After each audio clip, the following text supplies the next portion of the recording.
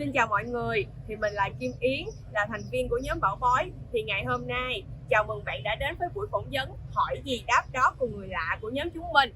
Có bao giờ các bạn thắc mắc là nước ngoài con người đàm phán như thế nào hay không?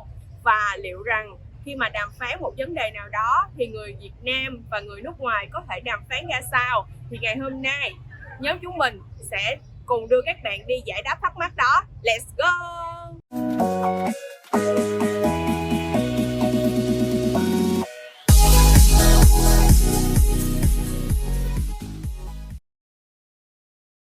Yeah, it depends on the issue actually and who you have it with. For example, if it's some kind of like a family issue, people usually talk to each other. Sometimes they yell at each other, but finally most of the time they finally find some common ground. If it's like work-related issue, there are some procedures usually implied in the companies. And usually it also goes in the company, but sometimes if parties can't reach some common ground or find some decision, they go to the court. We've been relatively new to Vietnam. We've been here for like 2 weeks, 10 days maybe. So we haven't really had any major issues yet. People are really polite, friendly, so I don't know, I can't really be helpful in this case. Traffic here is crazy. I'm really not used to that. It's a bit weird, but other than that, it's pretty humid here. We are adapting to it, but other than that, I quite like it here. So Neve answered as a normal person. In business, we generally exchange contracts, and we look at the details of the contracts. So we use lawyers, but also we can look at the contracts ourselves. So first, we would agree the basic, I'll do this for you, you'll give this much money or whatever, and then we'll put a contract based on that. So first we would determine the work and how it's going to be done and how much and who's going to do what, and then we would make a contract for that. That's the business way.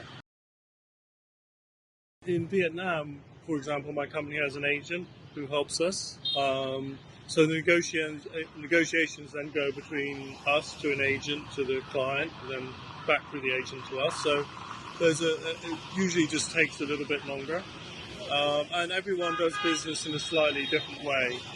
Every country in the world. So there is little, the order you do things, how much the legal matters, how much the deal matters. It's all slightly different. So I mean, whenever you're in a different country, not your home country, all the sort of official things you need to do to keep within the law.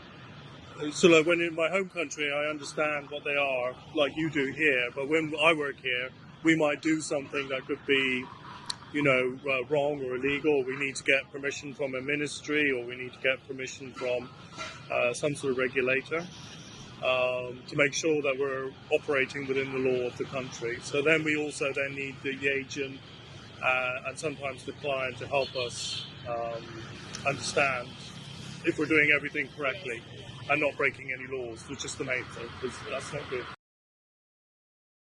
So if I want to negotiate an issue, then I would explain the issue, and then I would listen to the other person to understand their feelings and thoughts, and then we would come to a compromise somewhere between my view and their view.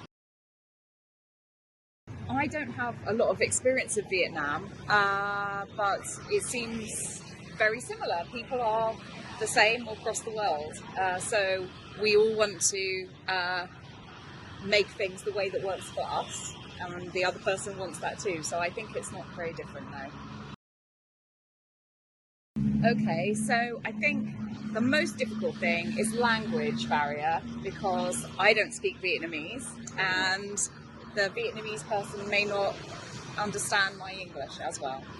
Như các bạn thấy đó, qua một đoạn phỏng vấn nhỏ chúng ta có thể thấy được màu sắc riêng của văn hóa đàm phán của mỗi quốc gia trên thế giới. Mỗi quốc gia sẽ có cách đàm phán riêng. Nếu như chúng ta nắm trong tay được những phương pháp này thì khi đến với mỗi quốc gia, chúng ta sẽ chẳng phải lo ngại gì khi mà đến với những quốc gia đó, họ sẽ có thể thuận tiện hơn. Nếu như các bạn có hứng thú và muốn biết thêm nhiều điều mới lạ và nhiều văn hóa thì đừng bỏ lỡ series hỏi gì đáp đó cùng người lạ nhé.